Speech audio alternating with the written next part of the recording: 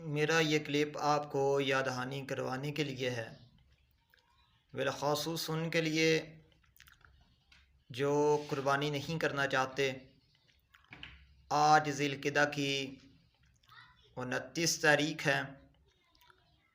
आज या कल को जो है वो ज़िलहिज्जा का चाँद नज़र आ जाएगा। तो इस पर सही मुस्लिम की हदीस मुबारका हज़रत उम्मे सलमा रज़ी अल्लाह ताला अन्हा इस हदीस की रावियाँ है। आप फरमाती है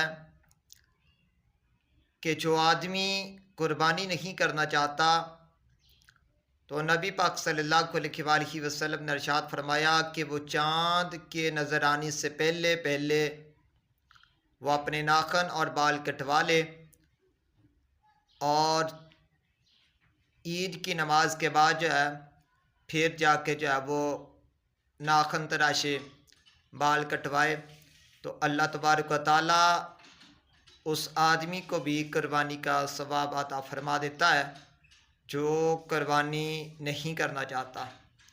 अगर हाँ कोई आदमी कुर्बानी करना भी चाहता है तो बेहतर यही है कि वो आदमी भी जो है वो अपने बाल और नाखन जो है वो पहले कटवा ले और ईद की नमाज़ अदा करने के बाद जो है फिर अपने बाल और नाखन जो है वो कटवाए।